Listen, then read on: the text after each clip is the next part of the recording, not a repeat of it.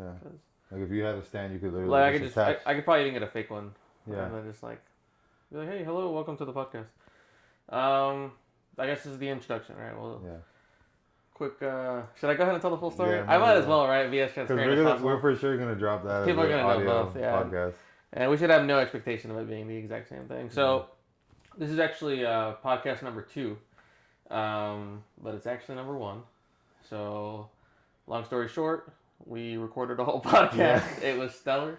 It was an hour long. I made the mistake of the very end. I switched it to manual focus without adjusting the actual focus, and Chris's entire section is blurry. So I'm garbage, but we're adjusting that, and you'll hear the audio version of that podcast on Spotify, Apple, but then we wanted to re-record a second one for video purposes. And we didn't like some of the camera angles or whatever, so no worries. This is about to be a perfect take. Yes, take 2. Take 2. Welcome to ConnEcht The Dots. This is the ConnEcht Business podcast. That's really the main focus is small businesses, as well as highlighting different areas of the ecosystem, including photographers, creatives, marketers, and business owners themselves, of course. My first guest is Christopher Vasquez. The reason I felt that it was appropriate for Chris to be the first guest is because he really helped me build from ground up kind of where we are now, and I've seen him evolve from someone who, I can basically only describe you as being a member of the normal workforce to completely shifting his, career choice or strategic skills to completely become a creative and really adapt that perspective. So thank you, Chris, for being here. Thank you for having me. I figured probably, I know you really well, right? We've known each other since 6th grade. Technically since 3rd grade, but we became close friends in 6th and started a band together, did the whole thing there. Even helped me sell candy. Damn, we didn't touch on that on the first episode. We did not even talk about that. The origin of kind of the whole business prospect. Sure. Yeah, Jesus, that is so long ago, but it almost rings in my head like yesterday. Yeah. So selling candy, and then I could talk about you for forever. So why don't you give the public a little bit of information about you? So for the most part, I'm a creative. I like to develop, make film, shoot video as well, photography. Before that, I was very much sales driven. Like you said, we used to sell candy, and that was like the beginning of me finding out, like you said, my skills. Figuring out that, the numbers game type of thing. Like I can get so much more out, even if people are saying no, or even if no one even wants something from me, as I wouldn't know if I didn't ask you. So I figured that out very young in a business aspect. Yeah. But I didn't know it in the sense of how to do it for yourself when you are your business. I very much used that, when I worked for everybody else, especially at AT&T, what got me even into AT&T was working energy at Green Mountain. So I had a whole bunch of sales. I did some manual labor jobs that were, I hated them. And y'all saw that, I was gone for a year at a time. I went to Big Spring, Texas, and had to disappear. It helped because I made a lot of money. I paid off debts that I owed. And I got my car and all that stuff. So it was helpful in a way, but it was a valuable lesson. I had actually a lead guy, I forget what they called him, but he was the lead. Like a foreman? Yeah, foreman, there you go. I had a foreman, and he told me, because I was super young, I was I wasn't even old enough to drink. I was 20 years old, and I was working in the oil field. And he asked me, I was doing trenching, and if you've worked that, you'll know what that means. It's exactly what it sounds like. You're digging trenches, but I wasn't in the machines. I was, a flagger. I would just make sure you didn't kill everybody. And this guy was like, "Hey, what are you doing here?" And he's like, "Well, my uncle got me a job. He works safety, so I got a pretty good job here." Yeah. And he's like, "Well, what's heavier, this shovel or a pencil?" And I was like, "Oh, geez, that's a pretty easy answer." Too deep, yeah. Yeah, but this was literally at lunch, and we're kind of just chilling, and he's like, "Yeah, you shouldn't be doing it." I don't know if he was telling me you're bad at this, yeah, so don't do this. But it definitely, I'm sure I wasn't that. Yeah, it definitely was ringing through my head for a little bit, but there wasn't a deciding factor. I changed it because you knew very well my life story. It took me quite a while from that point to here. Even in this span, there's a lot of it where it was just working for other people. Yeah. So, but for the most part now, I am a creative. I've been in bands. Like I've always been able to play like instruments, and to be able to transform that music aspect into video was really great. Like going out of high school, I really wanted to be a rapper, like audio engineer. And I remember, I just saw something pop up on my Facebook. It was like 10 years ago when you're doing your morning freestyles. Oh my goodness, yeah. Oh my god. Taper fade, Chris. Yeah. Freestyle Fridays. I had a taper fade, and it was a good times. Embarrassing times. Yeah, for sure. I actually wish I didn't see those sometimes. Yeah. But at the same time, yeah, like it's that thing, like you said, skill sets. Learning how to turn those skills into another skill. Like I think what a lot of people, photographers and videographers, what I hear a lot from them is that I love taking pictures. I love doing like all this stuff, but I hate editing and getting into the video part. Like, and I wanted to be an audio engineer. Yeah. I kind of was taking like classes. I bought like a MacBook and I started learning with my friend DJ Dirty Cowboy. Shout out. And it was wild, like to be like, oh well, I like editing because I kind of have that background. Like I had that was kind of, there's no like, I mean you play the instrument, but there's no go out and like with that editing audio. Like you're just sitting at your computer. So I already had the expectations of editing, and I kind of understood that. And I guess kind of being stuck at. Yeah, and I think that's what kind of like, oh, I understand. I was able to be like, oh, I've been here, but now I know what I'm doing. Yeah. Like I understand it now. Like when I was doing audio engineering, I was like going to San Jack and I was just BSing, and I didn't do any of that. Like I didn't even go to classes sometimes. Yeah. Like I think I took karate, and I went to karate more than I went to any other class, and I won a competition. It was a beast at karate. I was a beast. Yeah. But like other than that, like for the most part, as far as professional training goes, is just straight guerrilla warfare shooting, just learning and given great opportunities by you. And then a lot of times, like we get lucky, and like some people will just hit us up and we get to shoot for like really, really special events, and we're just like, well, that's the name of the game. We were available. That's part of it, yeah. Sick, man. Well, again, thank you for being here and sharing your story, and more than anything, just kind of being a perfect example of what it is to go from like having not any specific skills in an industry to digging deep, and you talked about this previously, was the wall metaphor, right, in the desert, about you willing to crawl into the wall, just to get some context. Think you should maybe I'll get some context that way. So I saw it on TikTok, and I guess my other caveat, there'll be many tangents in this, is that TikTok is obviously good for some and bad for others. It really depends on what you end up using it for and what kind of feed you curate. I like it because it gives me a lot of business stuff, a lot of psychological stuff. The antidote can be the poison. Absolutely. So, and everything in excess is poison in that sense. So you got to make sure to moderate it. And what I was bringing up was that I had posed you and several other people in our squad the question of, if you're walking through the desert, right? You are walking through the desert, you're very thirsty, it's very hot, and you know that there's an oasis. Let's say it's 10 yards ahead of you, 50 yards ahead of you. But between you and the oasis is a wall. I can't give you any specifications on the wall. You just have to decide, how am I going to get from point A to point B with the wall in front of me? And you can answer that like in the I guess, yeah. So basically the four normal answer choices are crawling under the wall, going around the wall, going over the wall, or breaking through the wall. You had answered crawling under. Yeah, right? that was my initial answer. That was your first answer. You had said that you would crawl under the wall, yes. basically. That you would. Your first response is the only one that matters. I mean, yeah, generally speaking. So what that one meant was that you'd be willing to do all of the dirty work, that you weren't afraid to do the work that was necessary to get to the next point, right? That's wild. And so that is a tangent that I lost. What were we talking about before that?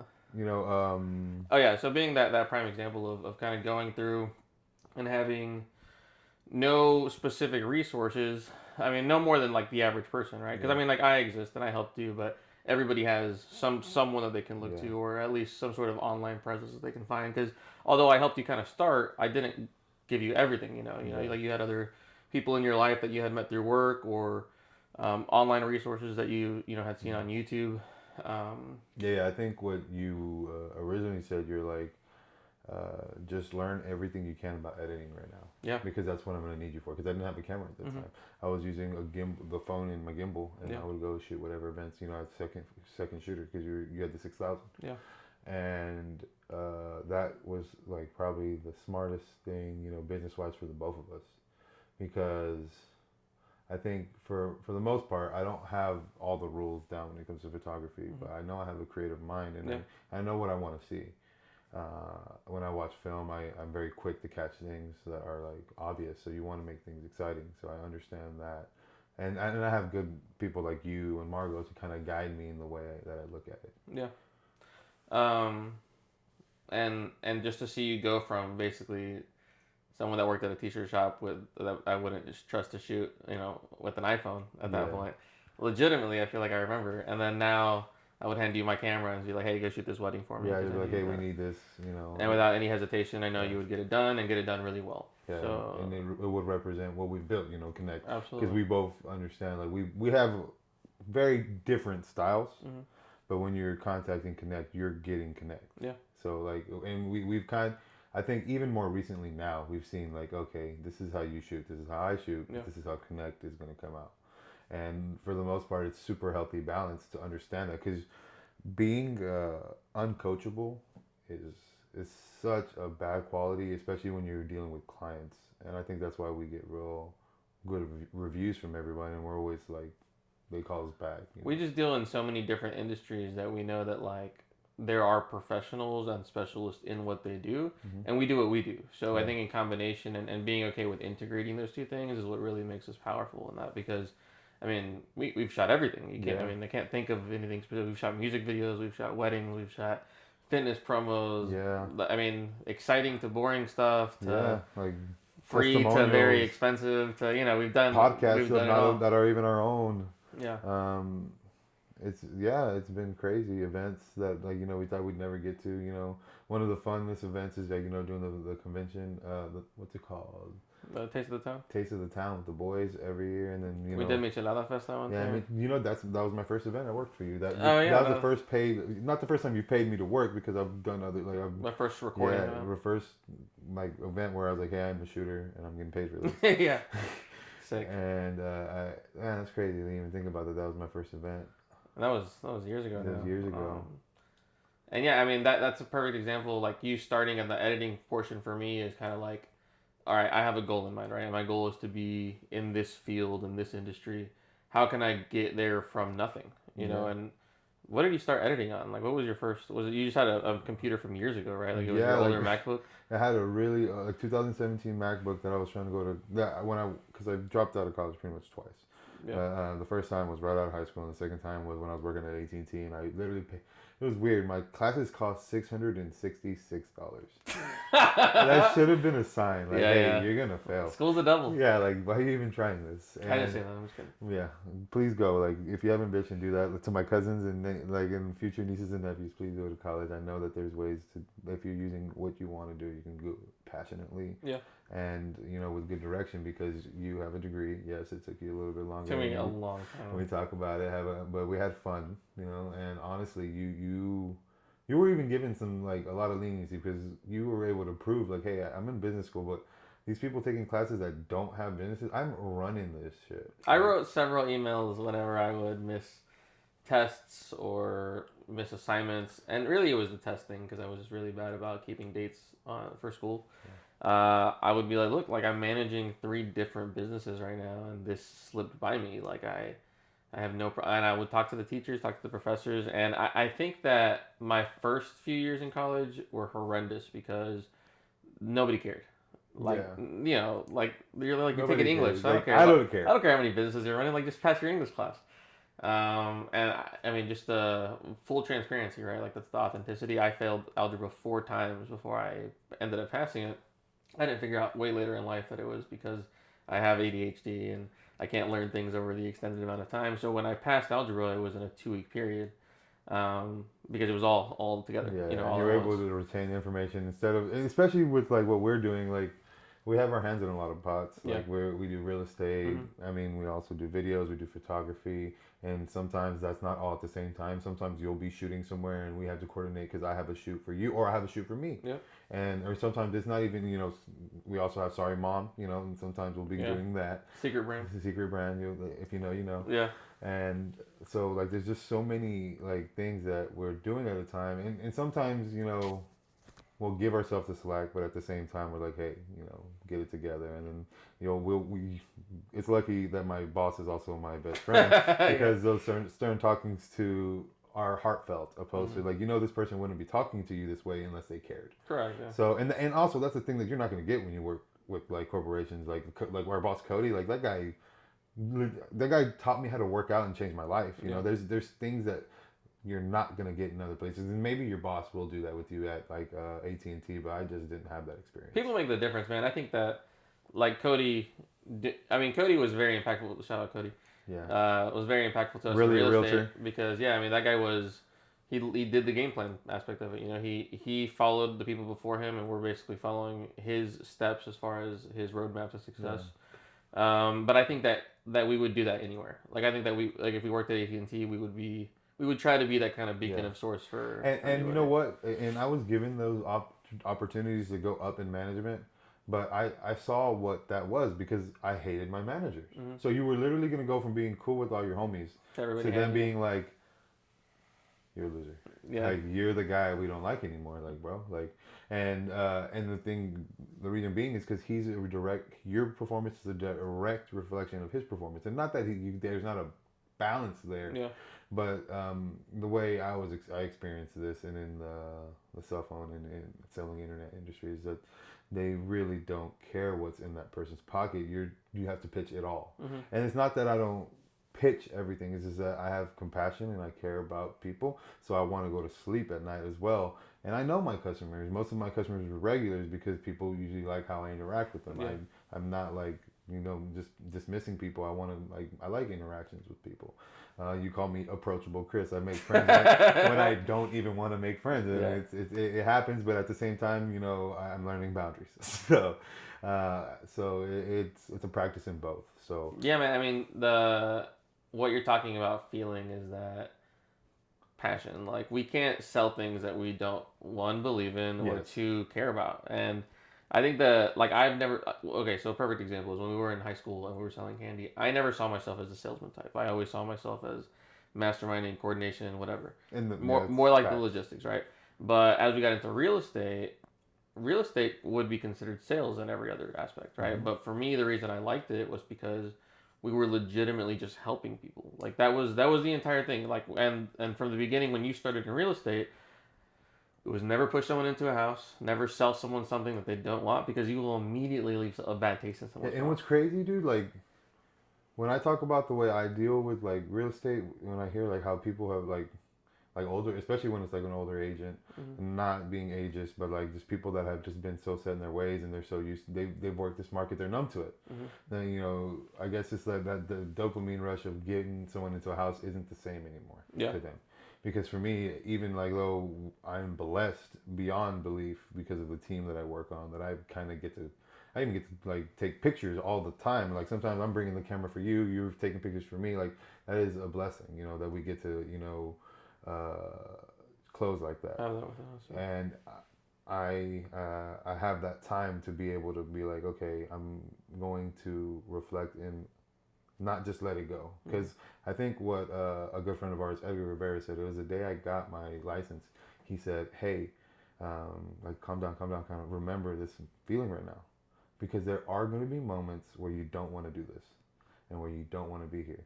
Remember exactly how it feels the day you got your license. Yeah. And then approach everything from that part on immediately after. And it has like completely shifted sometimes the way I am going to react to something. Yeah. Because not every like business is going to be easy. And sometimes you're literally driving from like one side of town to the other, and your schedule is like, we're lucky we got really good planners, and our routes sometimes are straight up planned for us. Yeah. So and then all that time, even though it's perfectly fine, it'll be stressful, but we just do it. Yeah. And it's that grind too. Sick, man. Yeah, That's a beautiful perspective. And it's interesting to just be part of it. So, one of the questions that I definitely remember from the first part of the podcast, or the first episode that we did, Secret Podcast, Yeah. was if you had to pick one item to, I guess, suggest to upcoming photographers, and then one item for upcoming videographers that they really need to add to their like repertoire, because it's easy to get lost in Amazon, Yeah. easy to get lost on B&H, where they want to sell you everything. There's Yeah. a million. And everything looks cool. Like, yeah, I could point to 6 things in this office right now that I have not used in 6 months, and I That's true. only used one time. Kind of me, and I have less equipment than you. I'm in the same boat. Yeah. Like I have like bought like multiple things that I'm not using, and they're just super cool gadgets, and that's kind of how we work. Like we have ADD, so we're like, this is super cool for this amount of time, and I'm just gonna have it after that. Yeah. And but I don't know if I should just combine the questions as well, because it's going to be both. It's going to be light. It's going to be flash for photography. Yeah. And I'll go into that right now. And the reason being is, I mean, you can get great photos without it, especially if you're shooting full sensor. You're going to be able to really, stretch that. And if you're with Sony, you're like, what's great? But if you're not, and you're really trying to find, push your camera to a different limit, because at that point you're really getting high with grain if you're not shooting completely like perfect lighting and you don't have a flash. But what I'm speaking about having flash and off-camera flashes is you can perfectly light your subject pretty much from everywhere. Like even if you have like a telelens and you're far back, if you're focused from where you are, you're going to get a different perspective too. It's going to look different than if you're right in front of them. You're going to be able to, the bokeh stretches and it looks really nice. Especially if you have like a G Master or Zeiss that's locked at a low aperture. So it's just the amount. Sorry for all that camera nonsense for people that are not specifically photographers. Yeah, I apologize, but what I'm talking about is when you're using flash is lighting your subject and also off-camera flash. Shout out Momo, Images by Momo. She is one of the best people to shadow. No offense to you. No, I mean I don't know if you remember, but I shadowed her. Yeah, she was when I first got into the wedding game, or I guess into the events game. I shadowed her and then another guy that were doing video and photo, and I remember seeing her setup because I had never really paid attention to a wedding photographer and what they did, her flash setup, the brands that she used, kind of what her set. It was just all top of the line equipment. It was perfect. I mean, from just that even one event, and then always being able to reach out to her and say, hey, what about this and this? I mean, it's a perfect example of how you can really elevate your photos, because what I had said was, I mean, flash is scary, right? Yes. But light is not scary when you think about, okay, how can I really control the light, not only how I see it, but how my camera's going to see it? And I think the one of the craziest things for me to understand was how it's all about light speed. Like I had shot pictures before where my shutter speed was too fast. Yeah, that's what I was thinking. You mean like... And it would be cut in half, where like half of it was completely dark. I have that problem still. And half of it was, overexposed essentially. And I couldn't figure out why that was the case, but all it is the fact that light is traveling at a certain speed and your shutter is at a certain speed. So if it's too fast, it's only going to get the light hitting at a certain spot. So just understanding that was a complete shift for me, and I love off-camera flash. So. Yeah, I shadowed her, and she literally saved a shoot for me. I was just like a little short story. I was shooting a proposal for free because I know the guy, and two, I really wanted to get the experience. And my friend was like, hey, my friend is going to do this. I was already going to help him set up. Why don't you just come and shoot the pictures? Yeah. So I was like, awesome, go. I went and shot the pictures. I didn't really like, because it was just in the living room. There wasn't much, to do with it. The Momo was like, hey, I need a ride to a shoot. My car broke down. So it's like perfect timing. She's like, tell the people that you're shooting with, because I had already got the shoot. I wasn't really satisfied with it. And she says, tell the people you're with, I'll offer them a free shoot afterwards. If you, just come right now. And I was like, what? I was like, yes, this guy isn't even, he's getting 2 free shoots. Yeah, for sure. And I think it'll be fun. We'll probably post a difference between the pictures, between my pictures now and the we'll be like, boom, right now. Yeah, they'll see how, like, in night and day. Yeah. Because one was... I guess perfect example is that this is Chris's photo. And then this is Chris's photo after. Yeah, with Momo, but Images by Momo. Yeah. All of her equipment. She shoots Canon, I shoot Sony. Canon sucks. Just kidding. We have no quarrel with Canon. We just talk shit about Nikon because Everyone talks shit about that. because who doesn't talk shit about Nikon? Yeah. And it's just like you feel superhuman almost. Like you're Truly, yeah. Yeah, because you're getting things that like the eye doesn't even look like this. Didn't even look like this before the flash or anything At hit. any moment, the human eye doesn't see what Yeah. the camera sees. Like Yeah, that. so I would just immediately say upgrade it to getting some off-camera flashes, and even on camera. You've told me don't be afraid, because if you don't ever use your on-camera flash, then you're always gonna think it's trash because you're trash at shooting with on-camera flash. Yeah. And now that I have shied away from that, I've definitely got significantly better in photography. Period. Yeah. I bought a little setup that I want to put on my manual camera and see how I do with film. I am hoarding it at this point, so I'll let you know when I'm. Yeah, because film's only gonna get more expensive. Yeah. It seems. We're at least waiting for it to go down. Yeah. And then you touched on the video for light as well, Yes. or light for video. So yeah, light for video, man. I wouldn't even like turn off the lights right here to even show y'all how different it would look. Yeah. Because lights, they're huge. Like it's elevated every single shoot that I've ever done. You're never gonna be like, man, I wish I didn't put a light on. I wish I had less light. And the thing about that too, if you're investing in those continuous light, that's continuous light photography as well. Yeah. You're definitely gonna get much better shots. You're losing grain. It's gonna look great.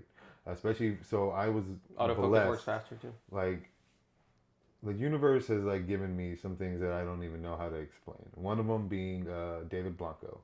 This fool, like I don't even know how to. Shout out David Blanco, bro. Like really helped me in this game because he literally was like, "Hey, I'm gonna start grinding." He grinds hard, like that fool. Like whatever he wants to do, he's gonna do. Yeah.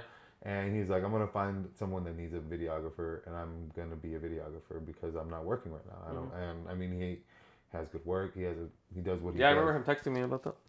So he's like, "You know what? I'm gonna do it." Gets a job with Johnny Dang in 3 weeks, dude.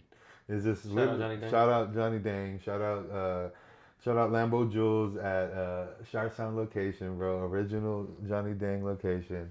Man, we got stories for days over there, man. Yeah. Those guys are crazy. Shout out Sauce Walker, that guy's crazy too. But like the things that like that guy has been like, he's like, "Oh, I'm just gonna go back to doing my job because I want to." Yeah. And he's like, "I'm gonna hand off all these jobs to you." Like that.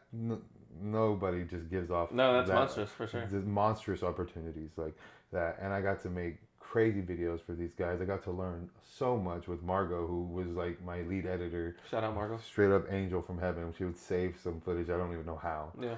But that was like the way I got into product photography. Like, and then learning like how you're dealing with high quality, high content, expensive things that I'm looking at and like this costs more than the vehicle I drove. Legitimately got your house on a they like the house I grew up in.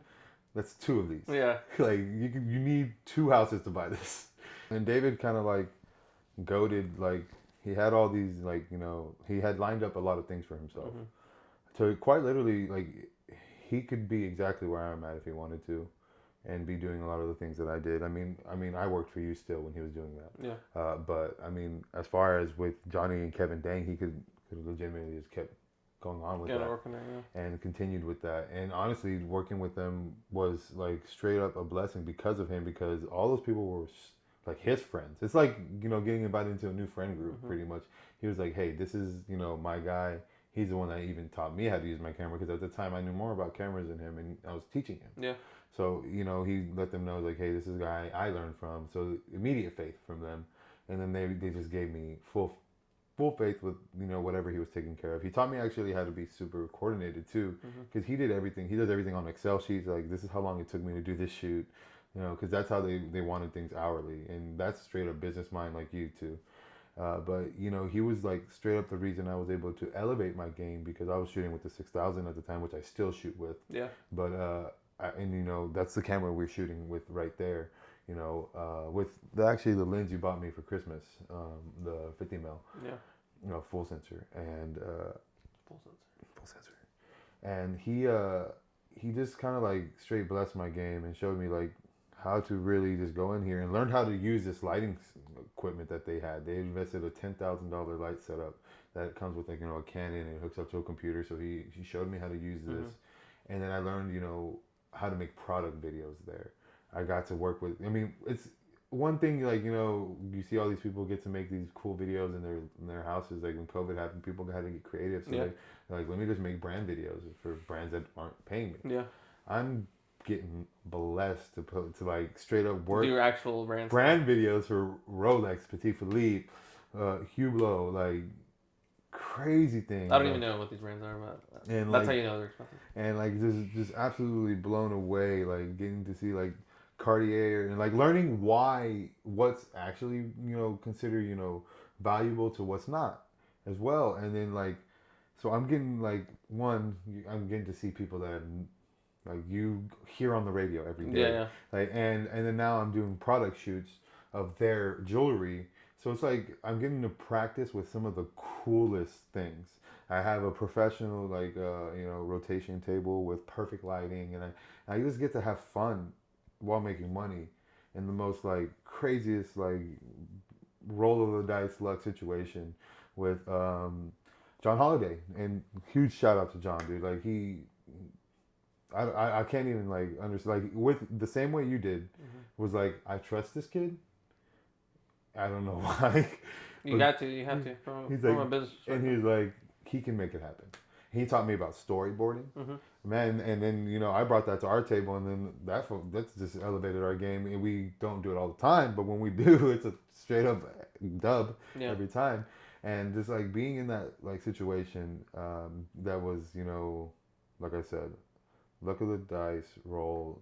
David was like, I'm gonna go back to working, you know, my other jobs, which, you know, he's QC, he has a great job, you know, works for, I don't know if he's working for Zachary right now, but, you know, he's like, you know what, you can take this over. And then, you know me, that grind, like I was gonna like, all right, like I'm being trusted with this, so I'm gonna put my nose down, I'm gonna make sure I make this right. Yeah. Like I mean, and you know, especially when like one of your best friends is giving you an opportunity, you don't want to let not only, you know, a friend down of yourself, you're going to feel bad about it yourself. So it had a lot of importance to me. I have for sure put that same pressure on you in the sense of like, look, like, if anything, it's more important because we're friends, because I know that you know what this means to me. Yeah, You know, and like, I think, I don't know if you've said it once, you're like, hey, bro, I'm trusting you with my baby. And it was the first time I ever shot like a ConnEcht thing by myself. Like, and it was just gonna be like, hey, this is you. Like, you can tag this. You're gonna put this in your portfolio. But like, this is my baby right now. Like, don't drop my baby. Don't drop my baby. And I think about that, like moments like that a lot. And it's a trip, bro. Like, cause some people say it's like you know, it's all about who you know, but I heard that it's about when opportunity and hard work meet together. And it's partly true, but there's so much luck there too. Like, I actually just posted that question on my Instagram about, do you think life is about who you know?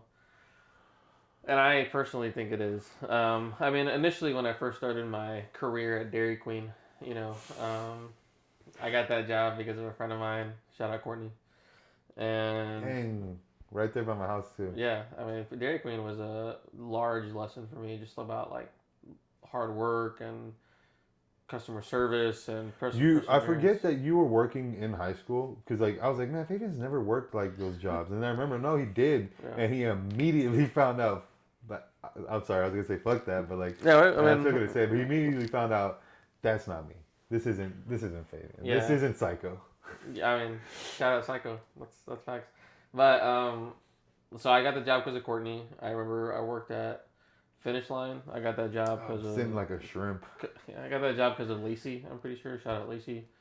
After there, I went to Academy. Shout out Marcus.